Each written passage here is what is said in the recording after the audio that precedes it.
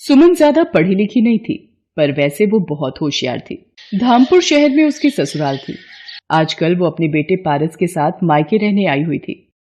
पारस, इतना दौड़ा दिया, थक गई हो बेटा, अब तंग मत करो, चलो ये एक निवाला और खाओ।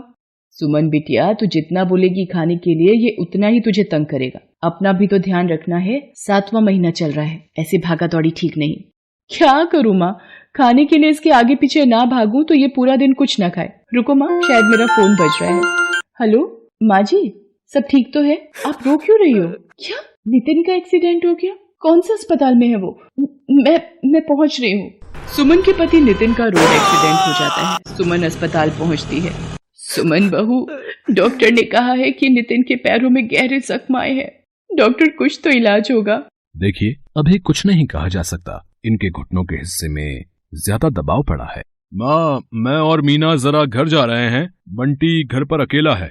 सुनो जी, ये तुम्हारा भाई तो अपाहिज हो गया है। अब हमारी छाती पर क्या ये सारी जिंदगी बैठकर मूंग दलेंगे? ऊपर से उसके 2 बच्चे, एक साथ में है और एक पैदा होने वाला है। अब तुम मेहनत करोगे और वो मुफ्त की रोटियां तोड़ेंगे। अरे मीना, तुम देखती जाओ, इन्हें घर तो आने दो। मैंने सारा किस्सा ही खत्म कर देना है। तुम मुझे इतना बेवकूफ मत समझो, मैंने सब सोच लिया है कि मुझे करना क्या है। हाँ। सुमन और उसकी सास नितिन को घर लेकर आते हैं। अगले दिन, माँ, मुझे नहीं लगता कि अब नितिन कोई काम कर पाएगा या कभी चल पाएगा। देखो ना, मेरा भी अपना परिवार है, मेरे भी अपने बच्चे हैं, है ना। मैं कब तक इसके परिवार को भी पालता रहूंगा। सुरेश, तू कहना क्या चाहता है? साफ साफ बोल। मैंने सोच लिया है, अब हम दोनों भाइयों को अलग अलग हो जाना चाहिए। हम दोनों भाइयों का कोई अपना मकान या अपनी दुकान तो है नहीं, किराए के घर में रहते हैं और किराए की ही दुकान है। मैं कब तक किराया भी भरूं और सबकी रोटी का भी इंतजाम करूं। नितिन, तू अब सुमन और अपने बच्चों के साथ दूसरे घर में रहने का इंतजाम कर ले। सुरेश, तुझे जरा सी भी शर्म नहीं आती? अपने छोटे भाई की मजबूरी का फायदा उठा रहा है। आज उसे जिंदगी ने अपाहिज बना दिया है तो तू उसको हर तरफ से लाचार बना रहा है। माँ जी, आप ये गनीमत समझो कि हम आपको यहाँ से नहीं निकाल रहे हैं, वरना फिर आप जानती हैं। अरे तू क्या मुझे निकालेगी? मैं ही अपने बच्चों के साथ यहाँ से चली जाऊंगी। सुरेश, तू बड़े भाई के नाम पर कलंक है। अगले दिन सुमन सबके साथ अपनी माँ के घर आ जाती है। तू चिंता मत कर, तू अब मेरे साथ यहीं रह, मेरे पास। नहीं माँ, मैं तुम पर अपने परिवार का बोझ नहीं डाल सकती। तुम भैया भाभी के साथ रहती हो, मैं नहीं चाहती मेरी वजह से मेरे मायके में कोई परेशानी हो।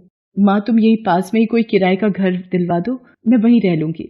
मेरी बच्ची, तुझे कितने दुख झेलने पड़ रहे हैं, पर भगवान पर भरोसा रख, वो सब ठीक करेंगे। सुमन 1200 रुपए महीने का एक किराए का कमरा ले लेती है। अब उसकी सबसे बड़ी दुविधा ये थी कि आखिर वो अपने परिवार की आजीविका चलाने के लिए पैसे कहाँ से लाए। एक दिन, माँ जी, पारस माँ के साथ वृंदावन दर्शनों के लिए चला गया है। घर कितना सूना सूना सा लग रहा है।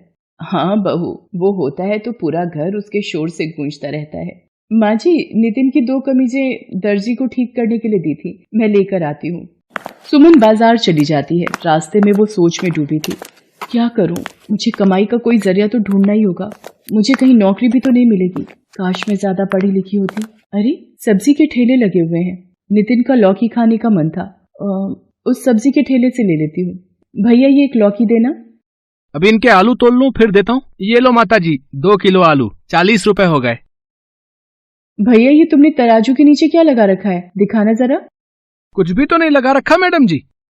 सुमन तराजू उठाती है। वो ये देखकर हैरान रह जाती है कि तराजू में चुंबक चिपकी हुई है।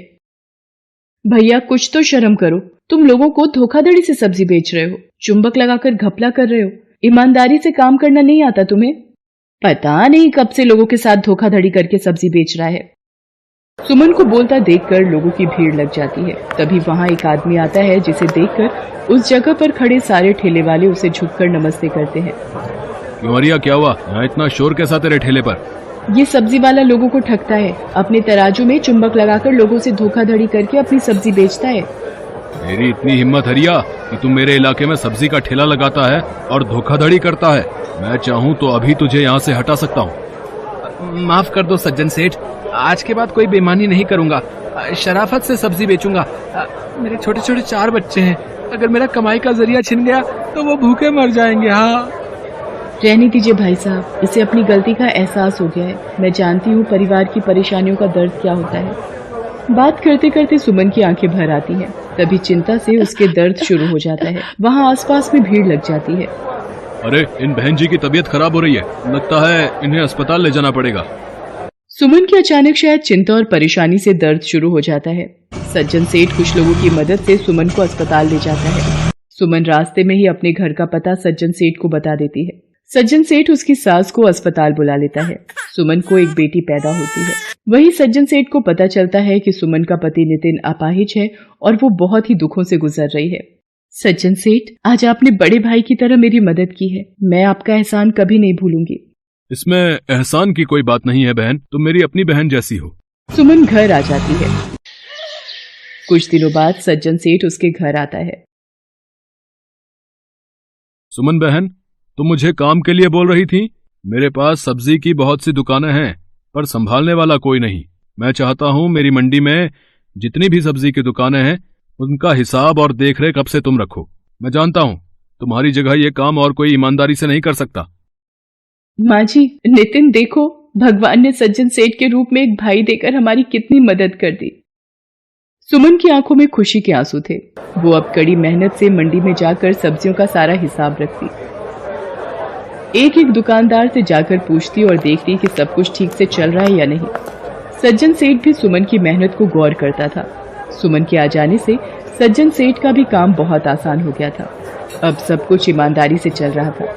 अब कोई भी सब्जी बेचने वाला दुकानदारी में घोटाला नहीं करता था। बहू, तुम बहुत मेहनती हो, तुम्हारी जैसी बहू पाकर मैं धन्य हो गई। अब तो नितिन भी थोड़ा थोड़ा ठीक हो रहा है, देखना तुम्हारा प्रेम और भगवान के आशीर्वाद से वो भी जल्दी चलने लगेगा। सुमन को सज्जन सिंह के रूप में देवता समान भाई मिल गया था। उस दिन के बाद सुमन सब्जी मंडी का सारा काम संभालने लगी। धीरे धीरे अपनी ईमानदारी और मेहनत के बल पर सुमन एक सब्जी वाली बहू बनकर अपनी सारी जिम्मेदारियां निभाती है। पालमपुर गांव में एक नदी के किनारे छोटी सी कुटिया थी। उसमें एक बुढ़िया रहती थी। छोटी छोटी आंखें, झुर्रियों से भरा हुआ चेहरा और झुकी हुई कमर। सारे गांव से गोबर इकट्ठा कर उसके उपले बनाया करती थी। उसी से उसका जीवन यापन होता था। ले लो, ताजे ताजे अभी के बनाए हुए उपले ले लो, रोटी सेकने के लिए उपले ले लो। अरे काकी, रुकना तो जरा, 2-4 उपले दे देना, आज नया चूल्हा बनाया है, सोचा ताजे उपले जलाकर ही रोटी बनाऊंगी। हाँ बेटी, क्यों नहीं, ये लो, अभी ताजा गोबर से बनाए और कड़ी धूप में सिके हैं, अच्छी आग पकड़ते हैं। अरे काकी रुको, जरा मुझे भी उपले दे दो। हाँ, आओ, ये लो। उपले बेचकर बुढ़िया का जीवन यापन बहुत ही मुश्किल से होता था। जो भी दिन में 10-15 उपले बिकते, उससे वह अनाज लेती और पकाकर खाती। हे भगवान, जिंदगी के आखिरी दिनों में भी कष्ट दिखा रहे हो, इस उम्र में भी भूखे पेट सोना पड़ रहा है। हे भगवान, कुछ आस दिखाओ। अगले दिन बुढ़िया भोर होते ही गोबर लेने निकल जाती है। हर घर के मवेशियों को सहलाती और दुलारती है। वैसे रामू ग्वाले की श्यामा गाय उसे बहुत प्यारी लगती है। अरे श्यामा, तू गाय नहीं कोई देवी है। तेरे कारण ना इस रामू ग्वाले का भाग्य ठीक हुआ, बल्कि तेरे गोबर से मैं अभी तक बची हुई हूँ। ये देख, आज मैं तेरे लिए रोटी लाई हूँ, ये ले, खा ले। बुढ़िया श्यामा गाय को रोटी खिलाती है। तभी वहां रामू अंगड़ाई लेते हुए आता है। अरे काकी, आप आओ काकी, ले लो गोबर ले लो। अरे कहाँ रामू बेटा, आज तो उसने गोबर किया ही नहीं। कुछ खिलाते पिलाते हो कि नहीं मेरी श्यामा को? अरे काकी, इतना तो भूसा खाया है, पता नहीं आजकल दूध भी बहुत कम देने लगी है, पता नहीं। अरे कोई बात नहीं रामू, मवेशियों में ऐसा अक्सर होता रहता है। तुम बस अच्छे से देखभाल करो इसकी। हाँ, नहीं तो हम दोनों की आमदनी खतरे में पड़ जाएगी। उस दिन भी बुढ़िया गांव से ज्यादा गोबर इकट्ठा नहीं कर पाई। हे भगवान, तुम ये कैसी परीक्षा ले रहे हो एक बूढ़ी औरत से? या तो अभी तार दो या कुछ आशा की किरणें जगाओ। बुढ़िया उस दिन भी आधा पेट खाकर ही सो गई। अगले दिन वो नई आशा के साथ उठी। भोर में उठकर वह गोबर इकट्ठा करने निकल पड़ी। वो हमेशा सबसे पहले श्यामा गाय का गोबर इकट्ठा करती थी। उसका मानना था कि वो उसके लिए शुभ होता है। वहां से गोबर लेकर वह जग्गू हलवाई के पास पहुंचती है। अरे जग्गू, किधर है? जरा गोबर तो लाना। जग्गू बाहर निकलता है। अरे काकी, ना जाने हमारी चमेली भैंसिया को क्या हो गया है। उसने कल गलती से घी पी लिया और वो बस तब से गोबर किए जा रही है। देखो जरा साफ करके ले जाओ। बुढ़िया को जग्गू हलवाई के घर से बहुत सारा गोबर मिलता है और कुछ और घरों में गोबर इकट्ठा करने के बाद वो वापस घर जाती है। आज उसे अच्छा खासा गोबर मिला है। अब खूब सारे उपले बनाकर वो बेच सकती थी। हे भगवान, तुमने मेरी प्रार्थना सुन ली, तुम्हारी जय हो। बुढ़िया ने भरपेट खाना खाया। अगले दिन उसने अच्छे खासे उपले बनाए और सुखाकर गांव में बेचा। अगले दिन भी बुढ़िया ने ढेर सारे उपले बेचे। जरा उपले की बढ़ती बिक्री देख उसने सोचा कि क्यों न थोड़ा और कमाया जाए। ले लो, उपले ले लो, आज ताजे ले लो। अरे काकी, रुको जरा, उपले दे दो। अरे बेटा, ये लो। 10 उपले देना काकी। 1 सेर चावल। अरे काकी, अभी तो 10 उपले आधे सेर चावल में आते थे। अरे बेटा, उपले तो अब जरा महंगे हो गए हैं। आजकल गोबर भी नहीं मिलता।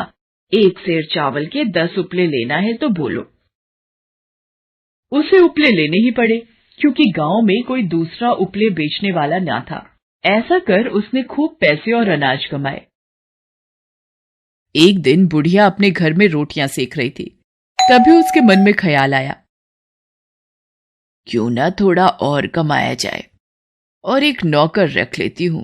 इस बूढ़ी उम्र में कहां तक घूमती फिरूं। बुढ़िया के मन में एक उपाय सूझा। हाँ, मिल गया उपाय। चलो, अब कल जल्दी सुबह उठकर गोबर लेने जाऊंगी। सुबह उठकर रामू ग्वाले ने देखा कि श्यामा ने बहुत ज्यादा गोबर कर रखा है और वो कुछ बीमार है। हे भगवान, न जाने मेरी श्यामा को क्या हो गया है। कुछ दिनों बाद ये बीमारी सारे गांव में फैल गई। सभी मवेशियों को दस्त होने लगे। अरे, इसे क्या हुआ है मेरी भैंसिया? सभी गाय और भैंस बीमार पड़ गए। गांव की पंचायत में एक सभा बुलाई गई। सरपंच नीम के पेड़ के नीचे बैठे हुए कहता है, ये एक बहुत ही गंभीर समस्या है। न जाने हमारे गांव को कौन सी छूत फैल गई है, जिससे हमारे सारे मवेशी बीमार पड़ रहे हैं। जरूर कोई महामारी फैली है, जिसने मवेशियों को ऐसा बीमार कर दिया। नहीं, ये कोई बीमारी नहीं हो सकती। मेरे घर से रोज 2 किलो घी गायब हो रहा है। इसमें जरूर किसी की चाल है। किसकी चाल हो सकती है? उसी की, जिसे इससे फायदा हो। मवेशियों के बीमार होने के कारण ज्यादा गोबर इकट्ठा होता है। इससे सिर्फ एक ही व्यक्ति को फायदा हो सकता है, उस बुढ़िया को। सबसे पहले वो मेरी श्यामा को रोटी खिलाती है। जरूर उसी ने कुछ मिलाया होगा, बता रहे हैं। हाँ, और रामू के घर से सीधा मेरे घर आती है।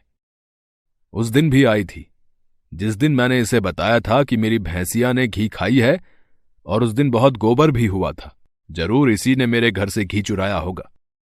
हाँ, सही बात है। उस दिन काकी ने उपले के दाम भी बढ़ा दिए थे। क्यों रे बुढ़िया, सब तेरा करा धरा है। अब सच सच बता दे, नहीं तो बहुत कड़ी सजा होगी तुझे, बता रहे। मुझे माफ कर दीजिए सरपंच साहब, मैं लालच में आ गई थी। तुम्हारी गलती बिल्कुल माफी लायक नहीं है। तुम्हें जरूर इसकी सजा मिलेगी। उस पंचायत में जरा बातचीत होती है। सभी गवाहों की बातचीत से यह पता चलता है कि बुढ़िया दोषी है और ये एक गंभीर और संजीदा आरोप है। इसलिए बुढ़िया को इस गांव से बाहर निकलने का हुक्म जारी किया जाता है। और आखिरकार बुढ़िया को गांव से बाहर निकाल दिया जाता है। ऐसे और वीडियो देखने के लिए हमारे चैनल को सब्सक्राइब करें।